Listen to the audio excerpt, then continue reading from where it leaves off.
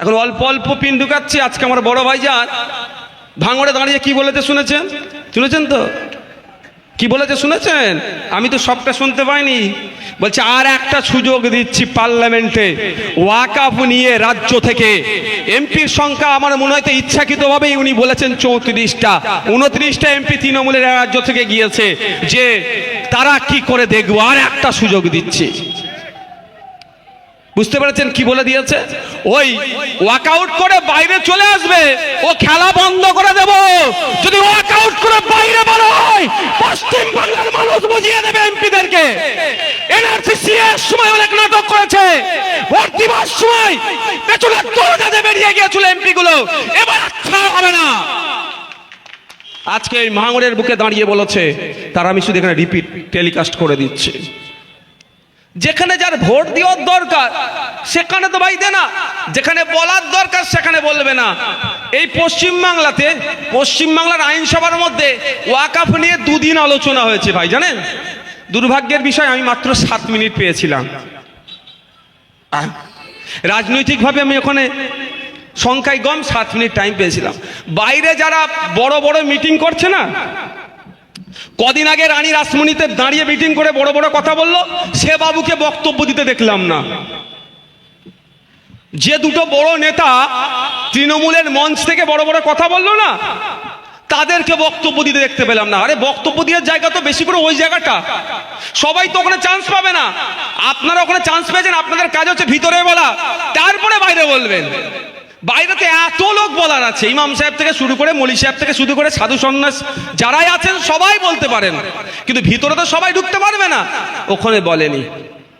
এই দ্বিচারিতা যদি করে ছাড় হবে না, হবে নাকি ভাই? যাকে যার ইচ্ছা ভোট দেন। যদি ওয়াকআউট করে নাটক করে বাইরে বেরিয়ে আসে, বাইরে জনগণকে প্রস্তুত নিতে হবে। যদি ট্রেনে করে আসে হাওড়া স্টেশনের বাইরে বার হতে দেব না, যদি ফ্লাইটে আসে দমদমের বাইরে বার হতে দেব না। এটা বলে যাচ্ছি। আজকে অনেক নাটক হয়েছে, বলার লোক ছিল না বলে যা বুঝিয়েছে বলে দিয়ে বুঝেছে, সেই বুঝে নিয়েছি। এখন স্টাডি করেছি, পড়াশোনা করেছি, কি আইন আনছে দেখছি, আর কোথায় বলার দরকার যদি না সেটা করে ছাড় হবে না। আমি একা যে আটকাবো, আপনারা যাওয়ার ইচ্ছা থাকলে আসবেন, নাহলে আমি যে একা আটকাবো। টাকাও পেয়েছেন মানুষের ভোট নিয়ে, যেখানে বলার দরকার সেখানে না বলে কাঁচে হাত মেরে, গ্লাসে হাত মেরে হাত কেটে নাটক সাজা হচ্ছে। যাক, আমি ও প্রসঙ্গে এখন যাচ্ছি না, আবার ফিরে আসি। তাহলে কি হলো?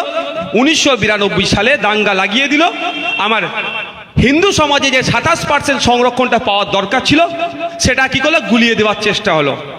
ঠিক 2011তেও মুসলমানদের ওই রিপোর্ট দেখে একটু যদি ক্ষমতা পায়, একটু যদি চাকরিতে বাড়ে, শিক্ষাতে বাড়ে, স্বাস্থ্যের উন্নতি করার জন্য স্বাস্থ্য পরিষেবা দেওয়া দরকার যদি ভাবে, সেই জন্য সরকার পরিবর্তন করে দিল।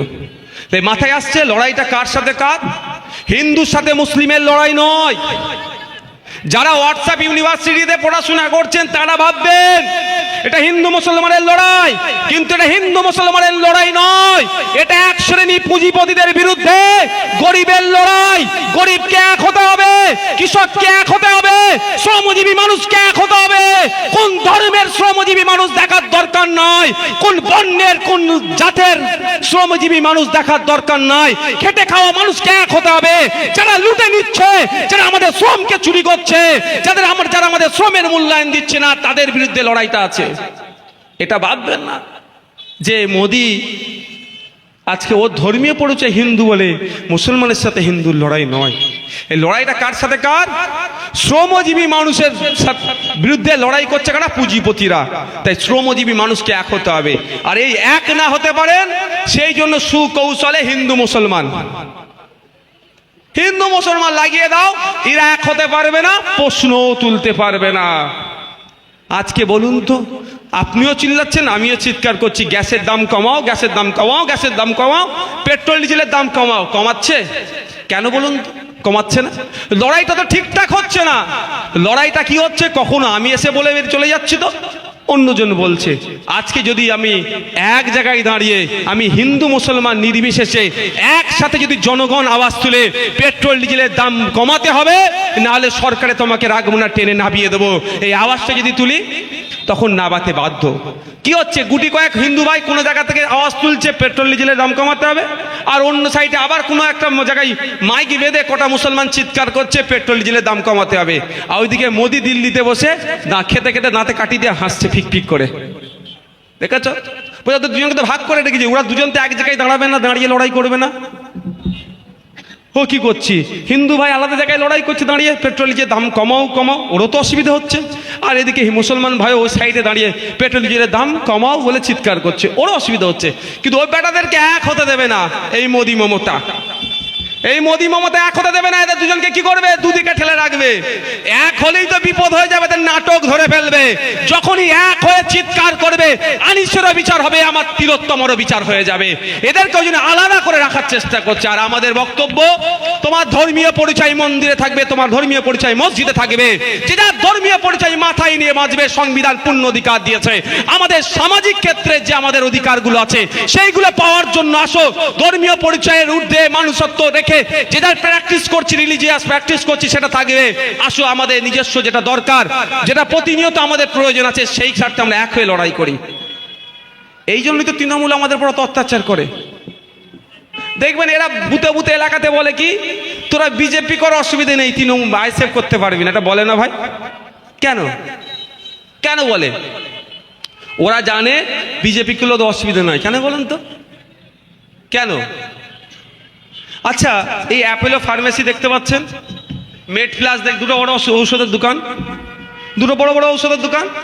এর কি, এর ভাঁড় কিন্তু দুটো, ওদের দেখবেন প্রচুর কাউন্টার আছে, প্রচুর কাউন্টার আছে। আমাদের এই আবার অ্যাপেলোরও প্রচুর কাউন্টার আছে। আপনি এই অ্যাপেলোতে কিনলেও যা হবে, যেখানে টাকাটা লাভটা পৌঁছাবে, কলকাতার কোনো অ্যাপেলোতে গিয়েও ঔষধ কিনলে সেই লাভটা এক জায়গায় পৌঁছাবে। কেন বলুন তো, ভাঁড় একটা, ভাঁড় একটা, শুধু কাউন্টার আলাদা। কেন বলছে এরা তোরা বিজেপি কর, কোনো অসুবিধা নেই, আইএসএফ করলে তোদেরকে পিটবো মারবো, গ্যাস দিচ্ছে কেন? ওদের ভাঁড় তো একটাই, তৃণমূলের ভাঁড়, যেখানে এসে পয়েন্ট ঠেকছে, আর বিজেপিরও পয়েন্ট ঘুরে ঘুরে এসে সেই নাগপুরেই ঠেকছে। ওই জন্য তোরা বিজেপি কর, অসুবিধা নাই।